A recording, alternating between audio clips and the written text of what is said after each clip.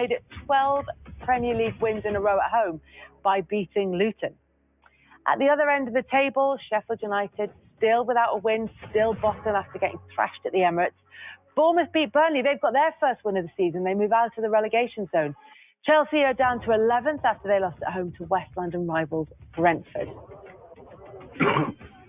Happier days for Manchester United. We'll talk about their Derby Day experience in a second, but a word on Manchester City first of all, and how dominant they were without ever really breaking sweat in the game. Yeah, and it was a game, unfortunately for United, and like you say, we get onto them, that you just, at the start of it, you never at any stage thought that they were going to be able to do anything to beat City. And even if they did have a great start, which we've not seen from them, would they be able to sustain it long enough with a system of play that's going to put the kind of pressure on Manchester City that's going to push them back? So you're always worried for Man United, but City, you know, it's just, like you said, Bernardo Silva and Foden. You know what I mean? Even Erling Haaland, with it setting up Foden for the last one, it's almost like it's this training game almost. But right, did you ever as a player, you know, when the team sheets come out and you look at the teams and think, yeah, we're going to win, yeah. When I saw the teams yesterday from City and United, I thought, yeah, this is going to be tough. Because the thing is that Man City don't deviate from what they're doing, and the only way you get anything from them is putting them under continuous pressure. You know, continuous pressure, and then you want players playing well in the system, what they're playing, and individually doing stuff. And you've got to beat City, you've got to do that for the whole game. So this is why you look at their team, and I could not see that happening. Just asking both of you, do you ever look at, not so much teams, but look at the state of the team and the state of the club? And you probably will know players at that club and think they're all over the place at the moment. We get the first goal, we're going to win. At the moment, I don't know how it is, but if we were playing, my Arsenal team back then, if we were, with everything that's going on with Man United now, and we were playing them now, absolutely you'd be thinking about keeping that pressure on by just keeping the players under pressure, who are under pressure with 70,000 still turning up to Old Trafford, knowing that they've not really got a system of playing, knowing that they've got players out of form, knowing that the fans are on a couple of players. You absolutely play into that. You have to.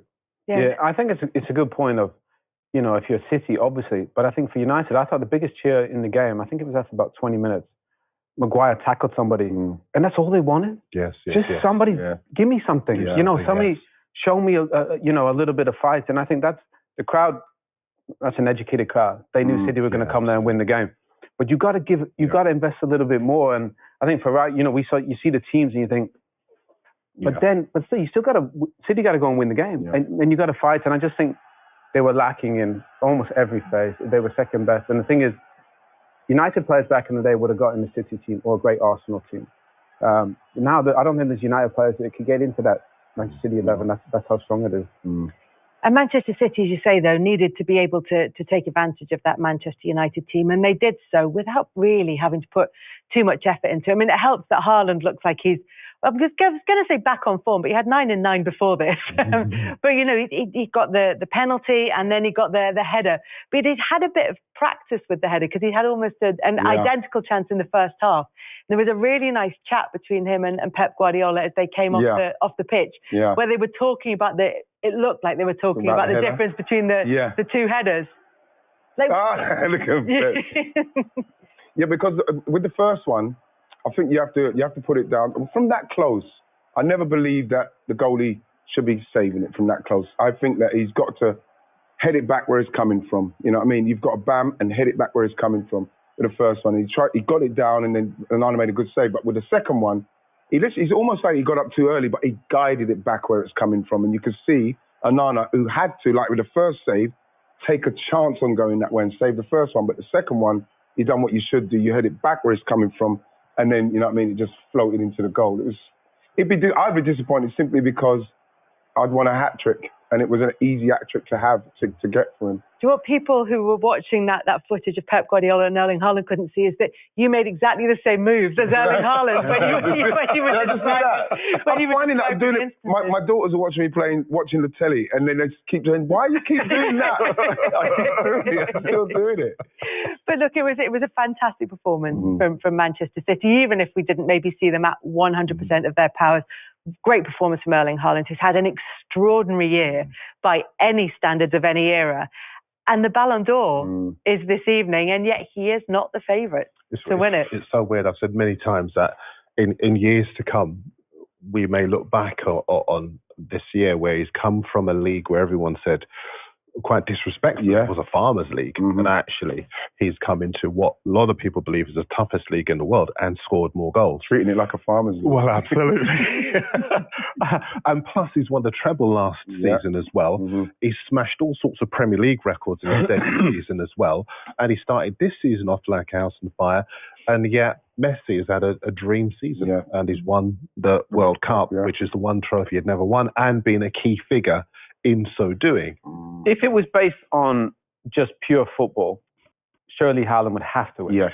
Numbers, treble, harder league. 100%. But we all know Messi's going to win because it's a popularity contest. And it's a World Cup. And it probably is his last one. 100%. And I don't mind that. And he's finally won the World Cup. It's like the icing on the cake for him to like give him the flowers. Bam, go off now, Messi. All and be football one of the fans, greatest. I think, wouldn't mind that. But in the end, if it's going to be about being who was the most impactful player in the world of football, surely it had to have been Haaland. Erling Haaland. And that's the thing, is we don't really know what the criteria are, because people vote with their own emotion as much as anything. Which, listen, if had it been anyone else apart from Messi and everybody wanted Messi, but good point. If I'm Haaland, to go to, like you said, and score 52 goals, win the treble, which hasn't been done here since, like Man United done it, it's not been only done twice in But the thing with Haaland is, he might. That's the thing. You're hoping, because what you want is, you don't want these players to finish and, you know, just simply like you mentioned, it might be a popularity contest, that they don't have something to show. This is why I was quite pleased that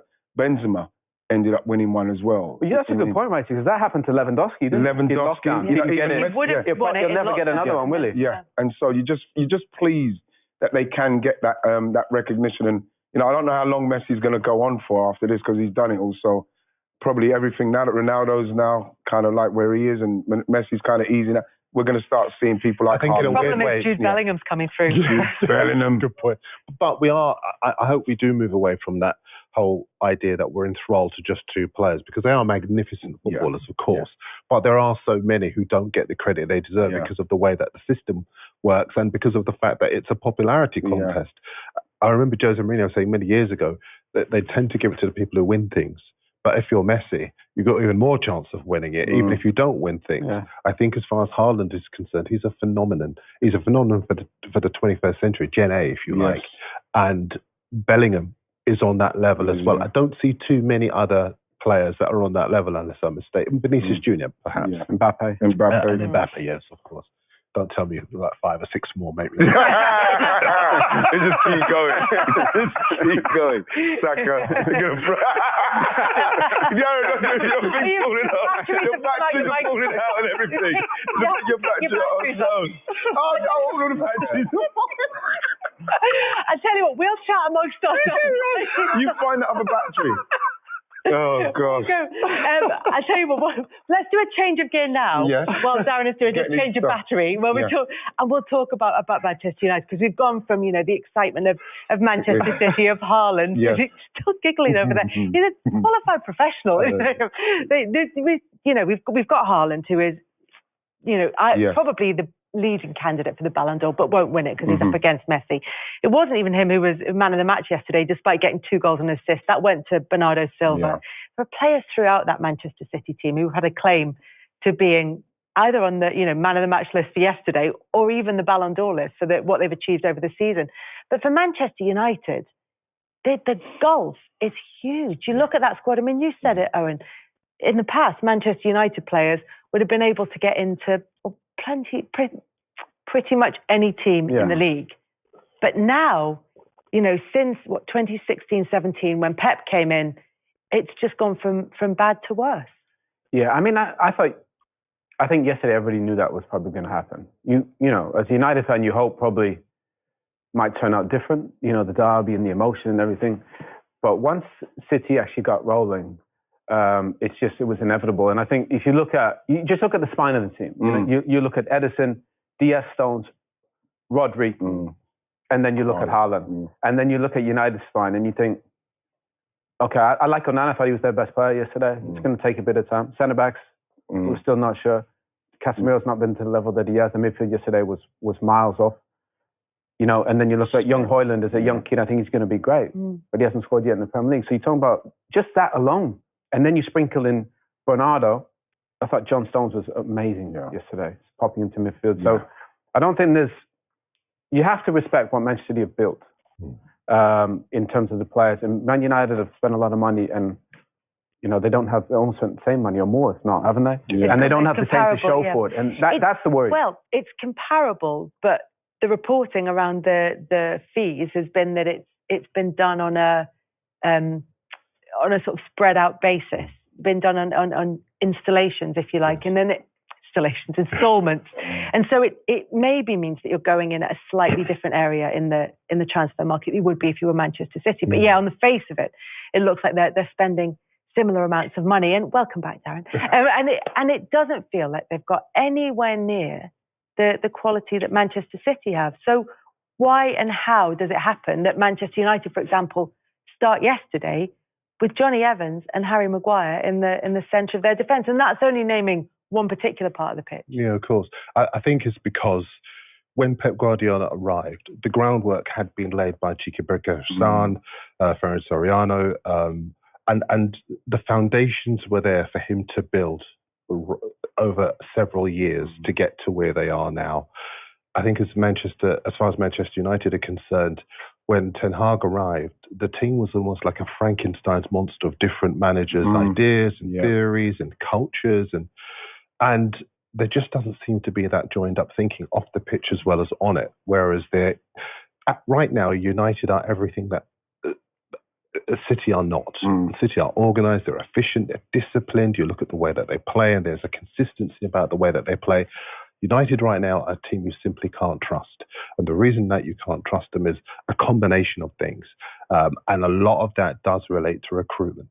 Because you speak to, over 20 years, I've spoken to so many managers, and you give them credit for what they've done, and they all turn around and say, it's good players. But allied to that, you've got to have that discipline, and you've got to have players who fit into a system and a vision. And I don't really see how United are going to play. And that's why those results are as they are. And if you look at the next sequence of results, the only team I could guarantee almost that they would beat would be Luton. They didn't play well in any of those games. No, and the 5 defeats that they've had from the opening 10 games is more defeats from the opening 10 in any Premier League season. 3 was the previous highest number of defeats. And 6 is the only one that beats them. That was the 86-87 season, which saw Ron Atkinson sacked, and the start of the Alex Ferguson era. So that's how long ago we're talking since Manchester United have lost that many games at the start of a top-flight season. And there are those fixtures I was talking about a second ago. I mean, but Copenhagen, if they could finish in midweek, would have beaten Manchester United. I can't see them going to Galatasaray. Everton yesterday, great win at West Ham. Newcastle are a hard place to go for any team. Fulham as well. So I think they've got big problems, Manchester United. But it's not a question of being wise after the event, because across the Sunday papers here in the UK, a lot of newspapers were talking about the fact that if you analyse United's spending, it hasn't been good enough. It hasn't been joined up enough. There are too many, as you started saying right at the start of the show, too many players that have just not been good enough for the Premier League that Ten Hag has brought in. And also, and I don't say this to be disrespectful to Ten Hag, but you have to wonder whether his body of work actually beats the requirements for a Manchester United, because I think if you look at Ajax at the moment, they've struggled without him. That's fair to say. But I think as far as his man management ability is, there are a number of players whose treatment of who